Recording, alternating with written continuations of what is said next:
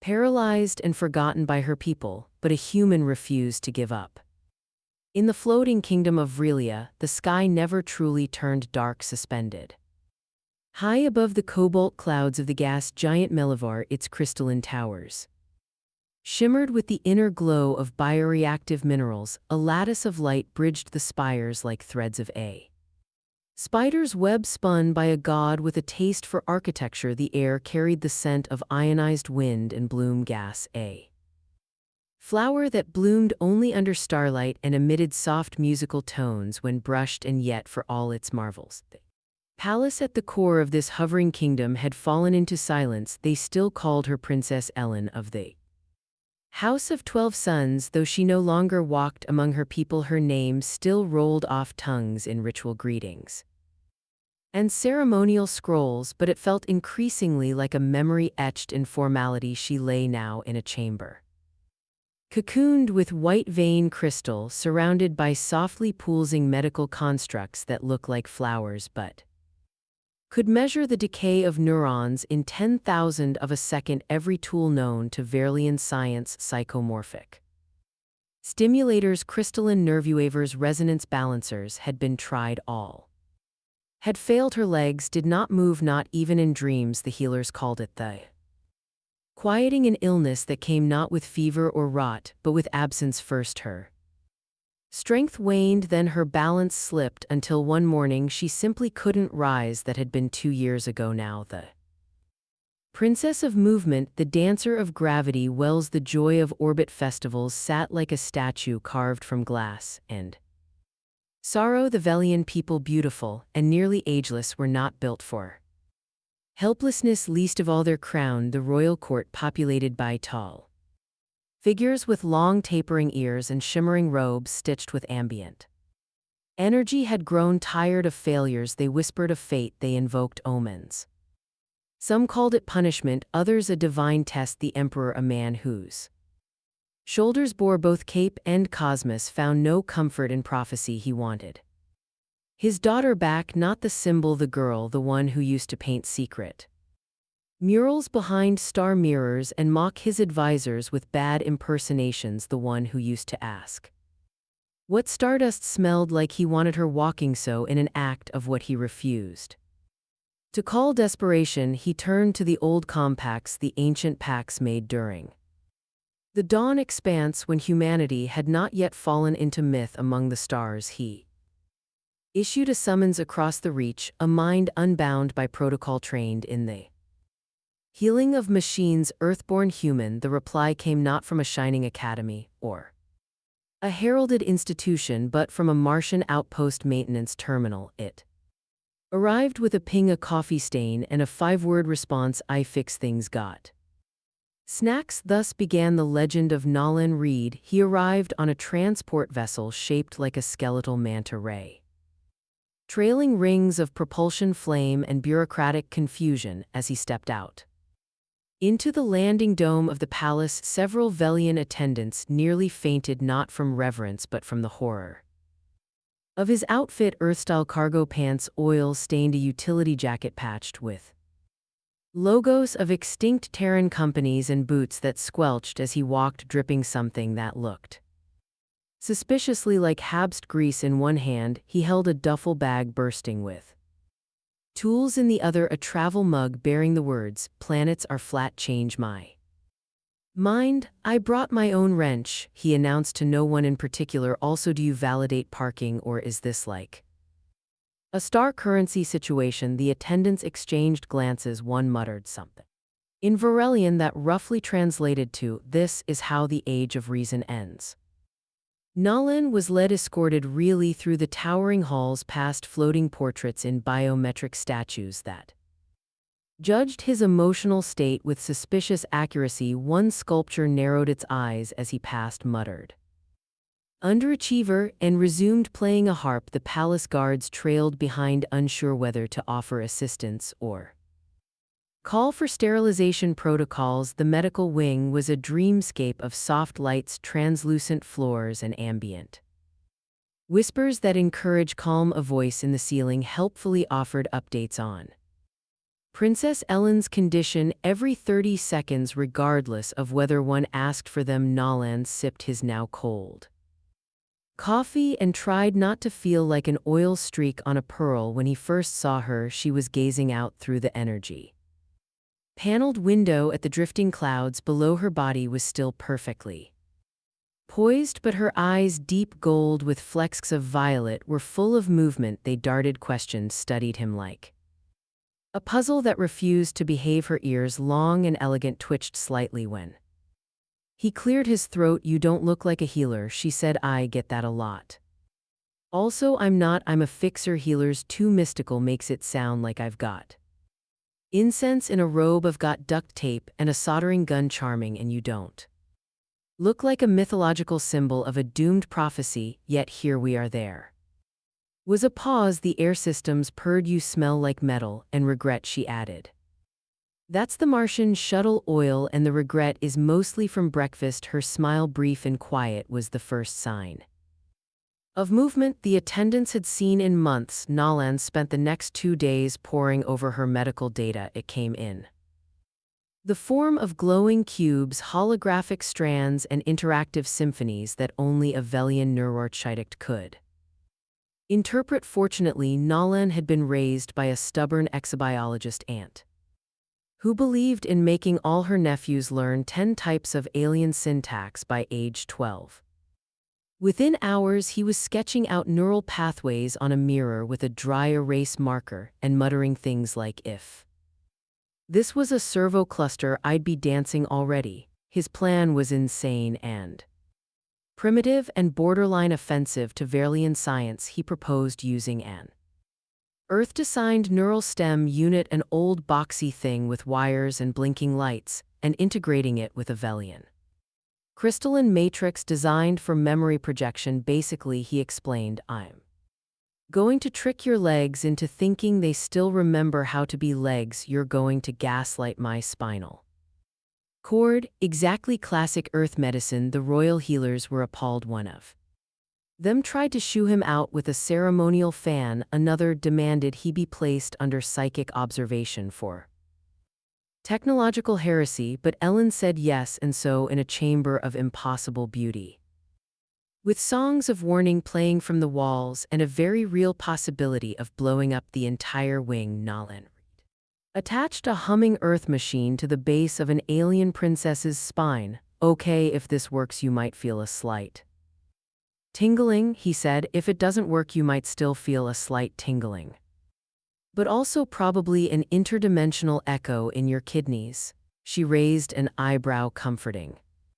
He flipped the switch. A low hum filled the room. Lights on the human device blinked in awkward disco-like patterns. The crystalline interface flickered, shimmered, and then began to harmonize, and then just the tiniest flicker. The toes on Ellen's left foot curled. Nolan stared. Ellen stared. One of the healer drones dropped a tray. "I think," Nolan whispered, "we just annoyed the laws of physics." "I think," Ellen replied, voice trembling. "I felt that," and somewhere deep beneath the palace, an old machine shivered to life. The morning after the twitch heard around the palace, Nolan Reed found himself being offered a ceremonial robe, 2 glowing fruits, and a title he couldn't pronounce, though it allegedly translated to something like unofficial tinkerer of the divine spine. He graciously declined the robe. It itched, glowed in the dark, and had a tendency to whisper old Verlian war poetry when folded incorrectly. He did, however, take the fruit. It tasted like cinnamon lightning and mild regret. The royal medical team, still caught somewhere between denial and an existential crisis, buzzed around like quantum midgets scanning Ellen's vitals for anomalies. They found dozens neurological echoes that should not exist, synaptic firings and patterns unseen since her collapse, and most disturbingly, foreign energy signatures entwined with Velian neural streams. Nolan called it progress. The healers called it heresy, but interesting heresy. Princess Ellen sat propped on an anti-grav recliner, her long ears twitching occasionally with amusement, as the humans and Velians orbited each other in passive-aggressive circles. The Spark in her eyes, dulled for years, had returned not just from the movement but from the possibility of movement. Possibility, she thought, was a flavor all its own, and for the first time in years it was back on the menu.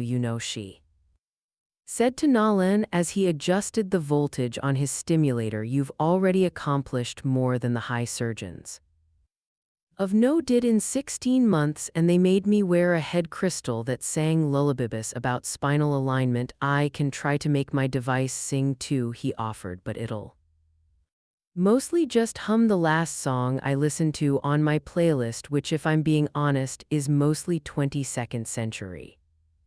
Synther, truly your world must be a terrifying place. We call it home." Her laughter bounced softly off the chamber walls. Nolan didn't smile so much as relax his usual smirk into something quieter. Progress was slow, the flicker of motion had been real, but isolated. Nolan spent hours calibrating the Earth tech, fusing it with Verlian neural harmonics and tuning the interface like an old string instrument that occasionally tried to self-destruct. More than once the crystalline matrix reacted to human interference with mild indignation. One memorable morning it produced a hologram of a disapproving old Velian scholar who simply floated in the corner muttering, "Unthinkable," until Nolan managed to delete him using a blunt tool and an inappropriate joke. Still, the improvements came subtle at first. Her foot began to move in deliberate circles, her leg tensed, released. Nolan ran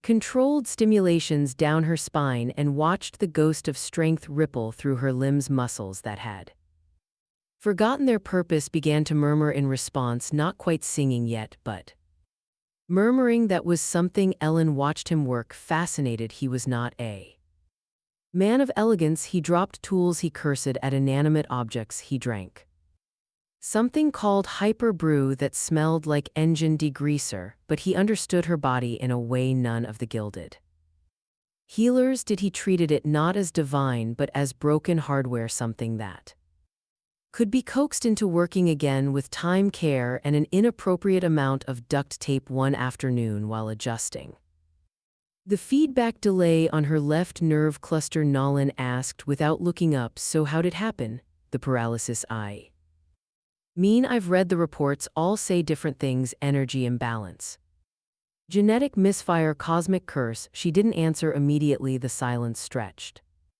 "I don't know," she said at last, her voice brittle at the edges. "It started like vertigo. I remember walking through the Aurora garden. The ground shifted under me. I fell. I laughed. It seemed like nothing. Then it happened again and again. Then nothing moved." He looked at her.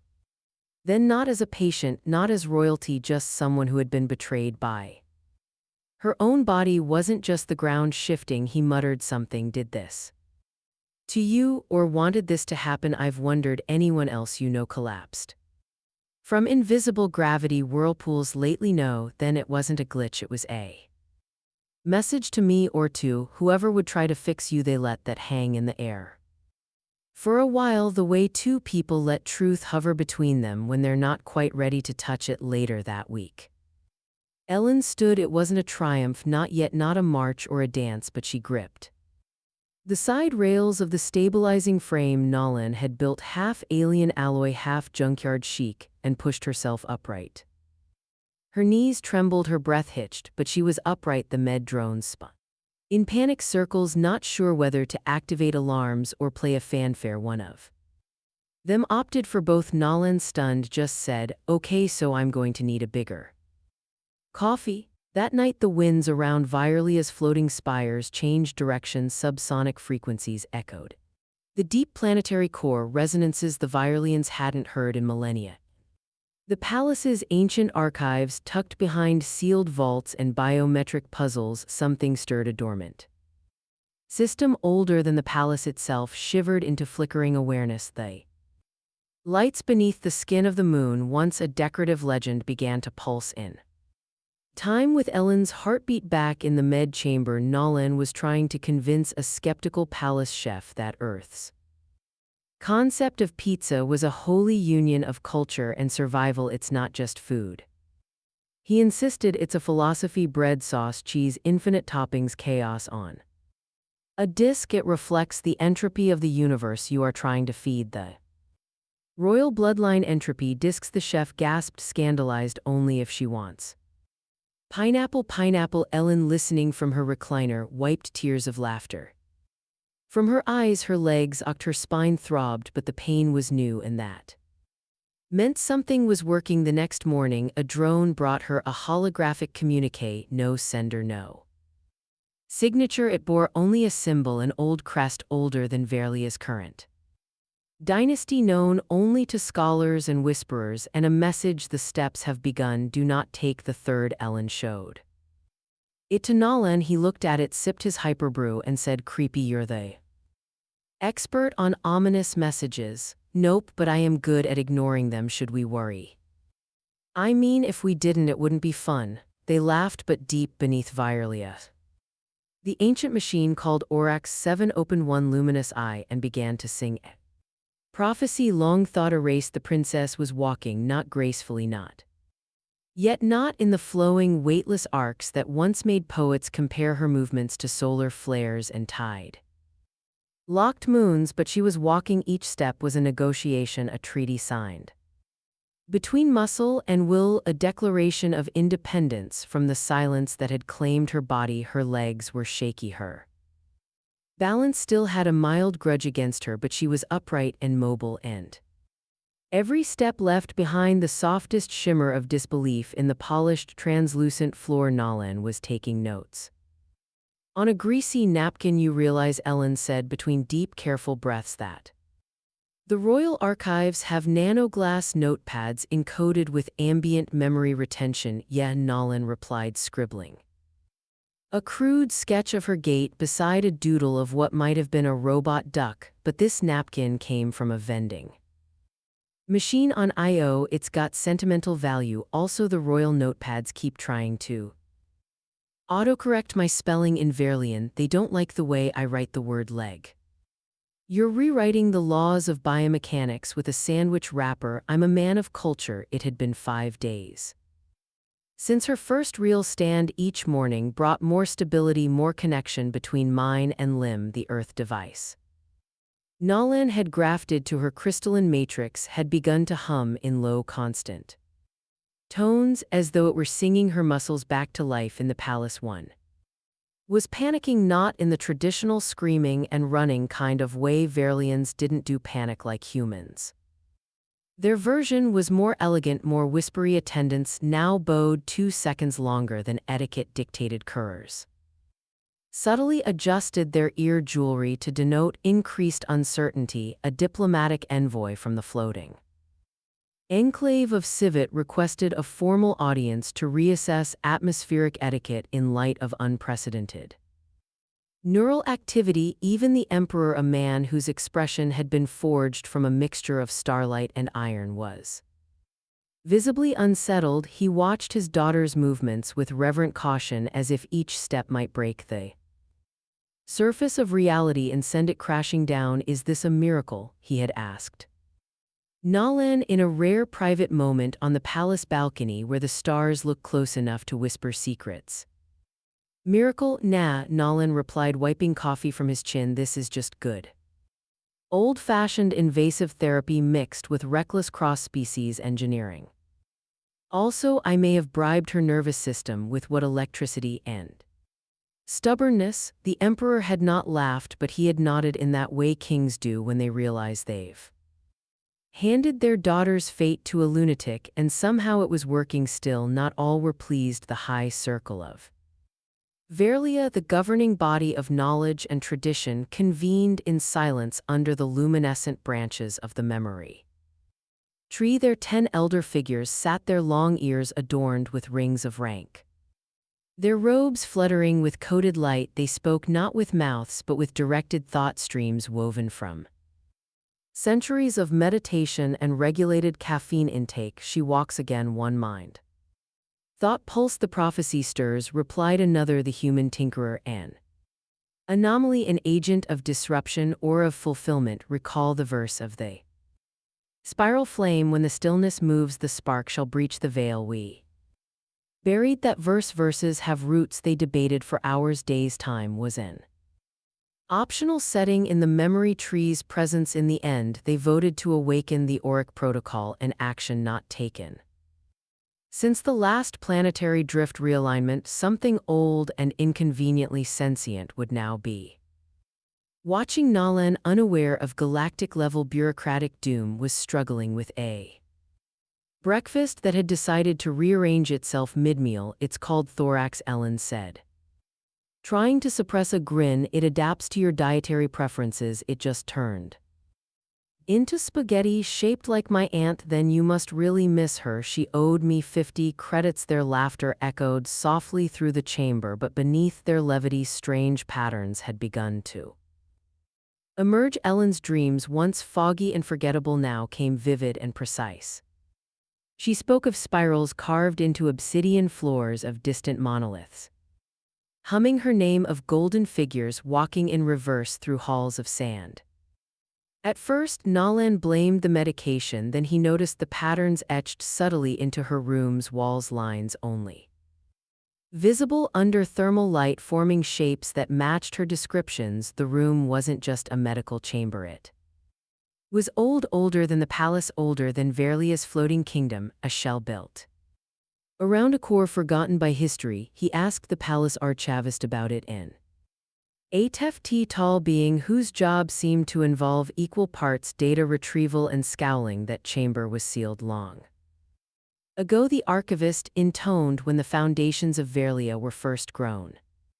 It was deemed architecturally anomalous, anomalous-like, haunted, anomalous-like. It predates our entire civilization and whispers in sleep language to the unready, so haunted that night Nalan installed a motion-activated holo recorder in the chamber. It recorded Ellen sitting upright at 3:17 a.m., eyes closed, whispering in a language not found in any lexicon, her hands tracing the air as though manipulating invisible machinery. When he showed her the footage the next morning, she stared at it in stunned silence. I don't remember doing that. You don't speak this language? I didn't think anyone spoke this language.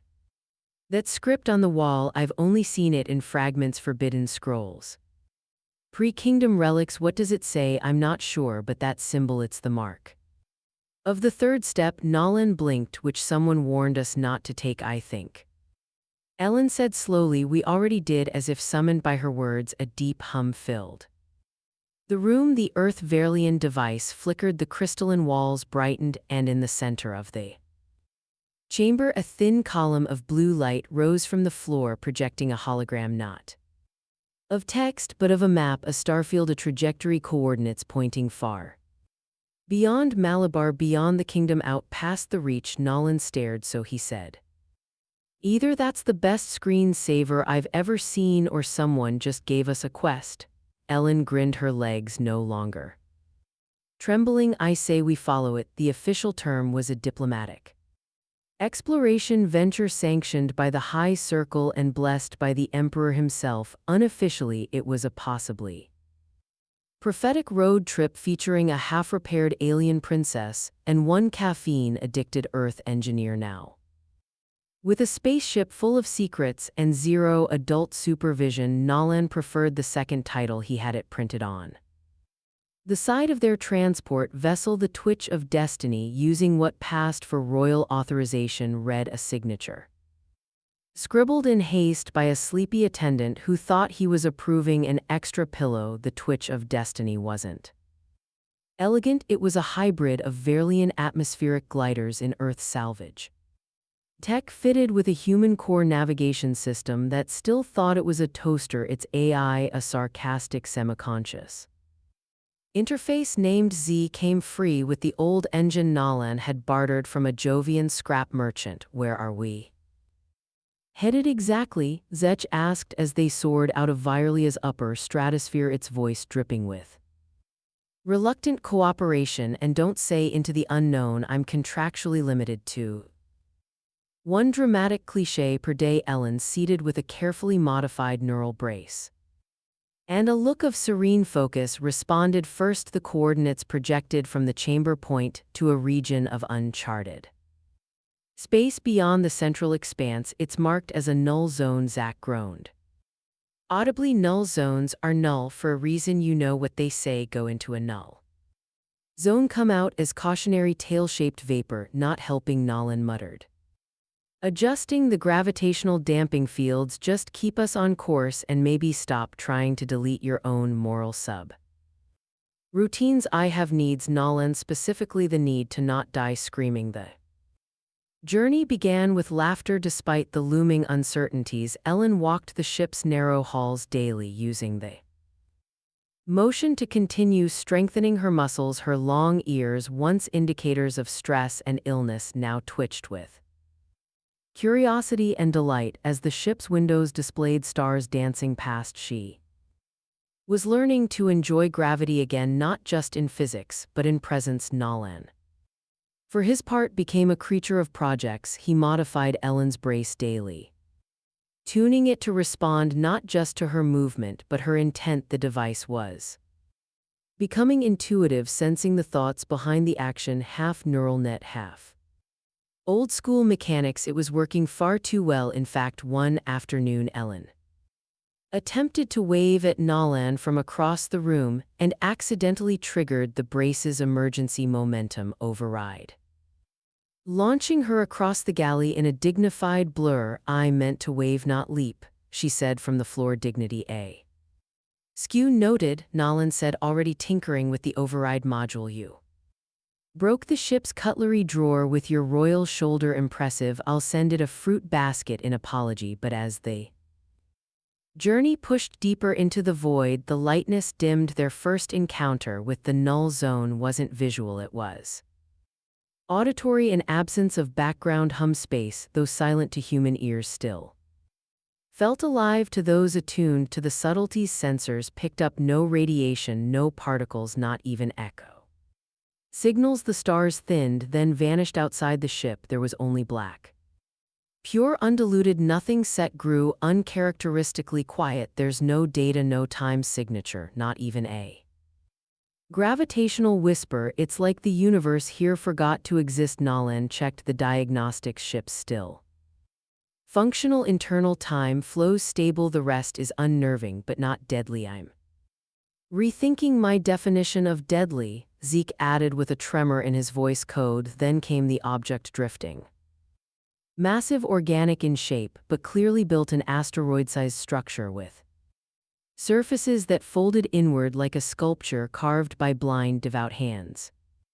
No energy signature, no communication, just presence. Ellen stood at the viewing pane, her breath fogging slightly against the glass. I know this place, she whispered. From my dreams. Nolan didn't doubt her, not anymore, not after the symbols, not after the map. They docked, the twitch of destiny using manual controls. The docking arms shuddered as if touching something warm-blooded. The airlock opened to reveal a corridor that shouldn't have had power but did. Dim lights flickered to life with their footsteps. The walls were smooth, dark, and vaguely iridescent like obsidian soaked in moonlight. Strange glyphs pulsed along the path, but only when Ellen passed. The structure knew her. I'm getting no scans, Z warned through a wristcom Nolan had duct taped together that morning. No internal map, and get this, I'm detecting nothing living inside, which is weird because your vital signs just increased after you entered. Nolan adjusted the brace again. That's because she's resonating with something. Ellen, how do you feel? Like my nerves are remembering something. My brain doesn't. They passed through several antechambers before reaching a central hall, and in the center, a throne. It wasn't a throne in the literal sense. It looked more like a cocoon split open mid-metamorphosis, with tendrils of light rising like wings. Ellen stepped toward it instinctively. Then it activated. A field of light erupted around her. Harmless but overwhelming holograms flooded the room. Memories, no visions, 1,000 images layered atop one another. A war. Reverse, a city of gold folding inward like paper. A figure, Ellen, surrounded by glowing beings, each bearing the same long ears, and one line spoken in a dozen voices at once. The third step completes the circle. The light collapsed. Ellen Staggered back, caught by Nolan just before she hit the floor. You okay? She nodded, trembling. That place, it remembers me. Nolan looked around the hall, which now pulsed gently, almost affectionately. I think you woke it up. Woke what up? The past, she whispered, and then the structure moved, not in violence but in purpose. The floors shivered, panels unfolded, new corridors opened, and far in the distance, machinery old enough to predate history began to spin. Congratulations, Z said through the comms. You two just reactivated a building older than written language. Sure, nothing bad will happen now. Hey, Nolan said, helping Ellen to her feet. When has anything we've done ever had consequences? Z sighed. I miss the toaster. And deep in the heart of the structure, a countdown began, measured not in seconds but in possibilities. They returned to Melivar.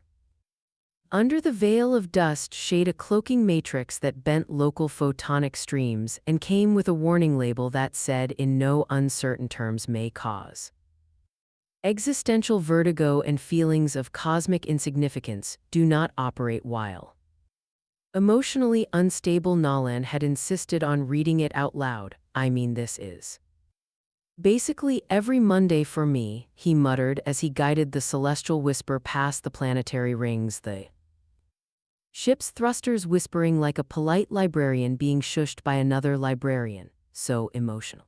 Unstable it is. Try to sound less suspicious when we land, Ellen said. Checking the ship's diagnostic matrix, the Royal Guard can smell guilt. I once talked my way out of a parking ticket on Mars by pretending to be a toaster. I've got this. That explains a lot about your cooking. When they landed on the quiet far side of the palace gardens, next to a marble sculpture of a lion fighting a comet, they were met not with fanfare but with silence. A pair of ceremonial guards stood at attention, their plasma halberds angled downward, their ears flicked, betraying surprise as Ellen stepped out under her own power. One dropped his halberd. Ellen offered a small smile. I walked here on my own. The guards bowed, ears trembling with a mix of awe and terror. One muttered a prayer to the house of memory. The other stared at Nolan like he'd just resurrected a holy text, using only elbow grease and bad jokes as they were escorted inside. Nolan nudged Ellen with a grin. Told you this would be fun. You also said that about testing a cryo suit in a sauna. It worked, didn't it? It caught fire, but in a very controlled way. They reached the high hall of petitions, a grand chamber with a ceiling so high it required weather stabilization. The circle of Aurelia awaited, seated in their arc of hovering thrones, robes trailing data light behind them like comet tailies. Each elder had their ears ringed with symbols of lineage, and none looked amused. The Emperor stood beside them, silent, imperial, radiating enough suppressed emotion to power a small nebula. His expression flickered once, just a fraction, when Ellen stepped into the circle without assistance. She walks, murmured one of the elders. The lock is undone. Another's eyes narrowed. The prophecy stirs, the flame spirals again. Okay, Nolan said, raising a hand. Can we all just agree to not talk in cryptic metaphors for like 5 minutes? Maybe just say, hey, glad you're alive. That would be great. A ripple of scandalized ear flicks passed through the circle. Human, said the first elder, you are not authorized to speak in this chamber. Yeah, and I wasn't authorized to rewire your princess's spinal lattice. But here we are. Ellen stepped forward before they could respond. We found the architects. The silence that followed was the kind that made atoms uncomfortable. Impossible, whispered the third elder. They are a myth. They are very chatty for a myth, Nolan added helpfully. Ellen activated the projection orb she'd taken from the void structure. Lights spiraled into the air, forming the star map, the gene sequences, the spiral eclipse. You sealed away the prophecy, she said. You let me suffer under the lock rather than face what it meant. You buried the third step because you were afraid of what came next, and we were right to be, hissed another elder. The fourth step means war. It means change. It means truth. Ellen snapped. Truth you tried to hide from Your own people, the emperor finally spoke. I feared the prophecy not because of what it said, but because of what it didn't. It offers no path, no assurance, only a gate, then let's walk through it. Together, Ellen said. Easy for you to say, Nolan muttered. You're not the one who had to install a galaxy-hopping spinal modem with a wrench in faith. They were dismissed shortly after officially to allow the circle time to deliberate. Unofficially, Nolan suspected they needed a long lie down and perhaps several reality-calming cups of herbal despair. Back in Ellen's chambers, the atmosphere was tense but laced with humor. Nolan tried to lighten the mood by teaching the palace how to play an old Earth game called Guess the Vegetable. It guessed cosmic potato every time. They're going to shut it all down, Ellen said, packing the prophecy, the knowledge me. They can't unwalk your walk, Nolan replied. Your history, now try not to let it go to your head. It already has, she said with a grin, tapping her temple. The architects left something inside me, a kind of echo. I think it's a key. Do not stick it in any mysterious alien locks without a qualified technician, preferably one who isn't me before either could speculate further. The chamber lights dimmed, not in a graceful mood-setting way, but in the something big and ominous is about to drop kind of way. The walls shifted. A transmission forced its way through the palace network. The spiral eclipse had begun. Projected across the ceiling was a live feed from the outer orbital beacons. A great celestial body was forming, dark at its core, rimmed with fire, pulsing with gravity distortions. It was not a natural object. It was arriving. Is that a ship? Nolan whispered. It's a seed, said breath caught. That's what they said. The next step comes when the sky opens. As they watched, the object split apart like a flower. Unfolding at its center was a city suspended in time, a lattice of energy and stone older than memory, and it was heading for Melivar. The palace shook, sirens wailed, the guards outside their door scrambled. Nolan's calm buzzed with a message from the orbital relay. Unknown vessel approaching. Non-hostile, requesting counsel with the one who walks. Ellen met Nolan's eyes. Well, she said, guess I'm the one now. You've always been the one, he replied. I'm just the guy with the napkin, blueprints, and zero sense of self-preservation. She squeezed his arm. Then let's go meet a city that thinks I'm prophecy incarnate, only if you promise not to start glowing again. That was really confusing for the plumbing. Together they stepped into the corridor ahead. Destiny waited, wrapped in alien metal and ancient light. Nolan, of course, forgot his wrench. The spiral eclipse did not land so much as it settled like a vast mechanical lotus. It unfolded in the upper atmosphere above Meller, anchored by gravity tethers that hummed with the quiet conviction of a force that knew it had nowhere else to be. It was not a ship in the traditional sense, more like a traveling reality folded into itself, a pocket dimension designed to dock with destiny. Its architecture shimmered with fluid geometry, constantly realigning itself as though it were dreaming of its final shape. Ellen and Nolan stood on the palace's eastern sky terrace, the high wind teasing at her silver royal sash and his absurdly loud Hawaiian shirt. He had insisted on wearing it for luck, claiming that no evil entity could take a man seriously in a shirt patterned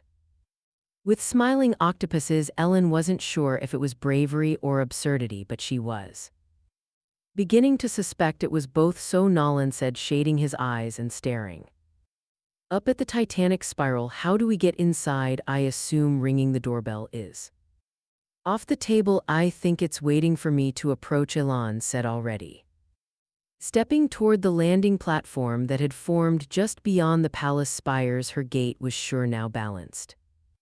The neural brace had become part of her. More than that, she wanted to walk now. Not just because she could, but because she must. And what if it turns out to be a death spiral full of sentient lawnmowers with a grudge against spinal implants? Then I hope you packed your tool belt. He patted it. Always. The platform was waiting, long and curved. Made from some unknown alloy that shimmered between violet and bronze, it stretched like a bridge to the vessels. Outer skin, as Ellen stepped onto it, glyphs lit up beneath her feet, cascading. In recognition, she wasn't just a visitor, she was expected. Nalan followed closely, muttering under his breath, "This is either going to be a historical miracle or the worst first date in cosmic history." The bridge led them into a chamber so vast it may not have been inside the ship at all. The space bent, unfolded, rewrapped itself around a circular hall filled with gently floating platforms above a sky of stars that Nalan was reasonably sure were simulated, but very convincingly so. Glistened as though someone had pinned reality open and let the light in. Then a voice echoed, not into the air but into their mind. Software layered, timeless. "Welcome, child of the lock, welcome, maker of the path." Ellen blinked. "That's new, are we being narrated?" Nalan asked. "Because if so, I vote for a more upbeat tone, maybe something with jazz." A figure formed on the nearest platform, humanoid, tall, ears even longer than Ellen's, their hair flowing like liquid data. They wore a robe that looked less like fabric and more like a projected memory. "I am Selena," the figure said aloud, last voice of the architects. "This vessel, this place is yours by right and lineage." Ellen raised an eyebrow. "Mine you carry the spiral spark. You were never broken, only sealed. Your people feared the awakening of the fourth step, so they locked the path, but the time has returned. You have walked, now you must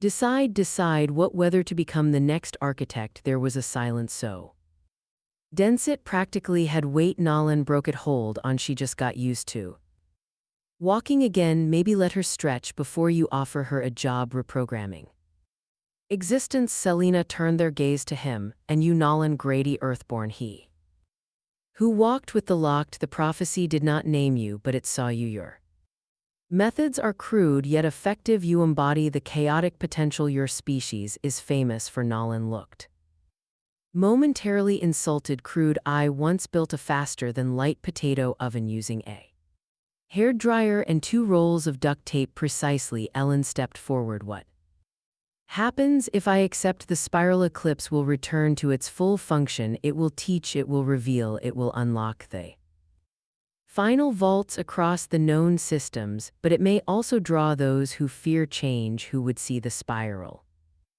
extinguished once more, and if I refuse, the path will close again for another era, another walker, another chance, perhaps never." Nalan looked at her, quiet. "For once you don't have to be anything you're not," he said softly. "You already changed everything just by getting up." Ellen smiled, small and certain. "And now I want to keep going." She stepped into the center of the chamber. Light burst upward in gentle arcs, surrounding her with a lattice of stars, symbols, and memory fragments. Her brace glowed, then melted. Not in destruction, but absorption, integrating into her body at a molecular level, becoming a part of her biology. I accept. The chamber trembled, not with violence but with exhalation. The spiral eclipse spun slightly faster. Distant vaults across the galaxy blinked to life, their ancient gates registering the activation of a new architect. Outside, across Meller, people looked up and saw the spiral dimly reflected in their lakes, windows, and dreams. Back in the chamber, Nalan looked at Ellen, now glowing faintly with spiral patterns running along her arms, and said, "So any chance your new cosmic powers come with universal dental? I've been meaning to get my MERS checked." Ellen turned to him, smile widening. "Only if you promise not to install anything with duct tape for at least a week." "No promises," he said, and laughed. Melivar changed, not all at once, not with trumpets and planetary fanfare, but in ripples. The spiral eclipse hovered above the capital for 17 planetary cycles, drawing pilgrims, skeptics, physicists, poets, and a surprising number of very confused pigeons. Every hour someone declared it a miracle, a harbinger, or a fancy floating hat rack, depending on their philosophical leanings. Meanwhile, Ellen simply lived well, mostly the newly Appointed architect in training, her official title according to the spiral-based bureaucracy, spent her mornings in deep communion with the eclipse's core systems, her afternoons responding to interplanetary queries with elegant restraint, and her evenings chasing Nolan around the palace because he kept trying to upgrade the royal AI. "You gave it sarcasm," she said one night, exasperated sarcasm. They chimed in cheerfully, "Would you prefer passive-aggressive? I can toggle you've ruined it." Ellen sighed, but her lips twitched into a smile anyway. Nolan, of course, was thriving between building a semi-insentient coffee machine, it screams, when the espresso is over-steeped, Ellen, it screams, and installing safety rails on the spiral's interdimensional walkways. You don't want Grandma tripping into the memory vaults. He had become an unofficial palace fixture. He had also unintentionally become something of a folk hero. Children wore shirts printed with cartoon versions of him, usually wielding a wrench in one hand and riding a malfunctioning hover scooter backward. One particularly dramatic mural in the city center depicted him arm wrestling entropy itself, which he noted was generous considering he still couldn't open royal jam jars without assistance. But it was Ellen who had truly transformed. She no longer moved like someone who had relearned how to walk. She moved like someone who had chosen to. Her posture, her voice, even her thoughts carried weight, now tempered by pain and sharpened by possibility. Gone was the fractured princess in the glass garden. In her place stood a woman with stars on her skin and history in her stride. One afternoon, as the spiral's hull pulsed with the rhythm of a deep cosmic heartbeat, Ellen received a visitor. Her father, the emperor. No guards, no advisors, just him, cloaked in his simple regent's robe, his crown left behind. They sat in the light of a floating orchard, the spiral having generated it based on one of Ellen's childhood memories. "I was afraid," he said at last, "not of your injury, of what it meant, what it might awaken." "I know," she replied. "I let them seal you. I thought I was protecting you." "You were protecting yourself," she said gently. From change, he looked away, then back at her. "And are you afraid every day?" she said and smiled. "But I walk anyway." He reached for her hand, and for the first time in years she let him hold it. After he left, Nolan appeared from behind one of the artificially grown apple trees, munching on something that glowed faintly purple. "I'm just saying," he said through a bite, "you could do worse than a throne made of compressed stardust and responsibility." "I don't want a throne," Ellen said. "I want to make sure no one ever gets locked again, not like I was spoken like a true architect." She looked at him. "What about you? Ready to go back to Earth?" He froze mid-bite. "And leave behind all this interstellar respect-free alien fruit? An AI that actually laughs at my jokes? It pies you," the AI said overhead. "See," Nolan said, grinning. "That's basically friendship." She laughed, "A real one, the kind she hadn't used in years." "So you're staying for now, until you get tired of me, or the spiral eats me by accident, whichever comes first." Later that evening, she stood on the outer platform of the spiral eclipse alone with the stars below. Meller sparkled with new light, cities redesigned to accommodate spiral tech, old buildings humming with new energy. There were even new bridges being built across once divided territories thanks to a sudden, inexplicable surge in cooperation in the introduction of Nolan's cup diplomacy protocol. "If they don't like your trade term," he explained, "offer them frosting works." Every time she closed her eyes and opened her mind across the stars, she felt them vaults awakening. Forgotten machines, stirring fragments of the architect network reconnecting. There were others like her, born under sealed skis, waiting for the path to reopen. She would guide them, not as a savior, not as a queen, but as someone who had once been told she would never walk again. Now she flew. Nolan joined her on the platform, sipping from a mug labeled "Number 1 Chaos Gremlin." "You ever think," he said, "that none Of this would have happened if I hadn't taken that gig fixing a reactor vent on Zeta 5. I think she said that none of this would have happened if you'd known how to follow instructions fair. He admitted they watched the stars in silence for a while, then he nudged her. So what now, princess? Sparkle ears now, she said, eyes glowing faintly with spiral energy. Now we teach the galaxy how to walk, and somewhere deep within the spiral eclipsed the ship. The being smiled too, or at least it projected the sound of a smile, which for an ancient alien construct was basically a miracle. The sky was no longer the limit, it was only the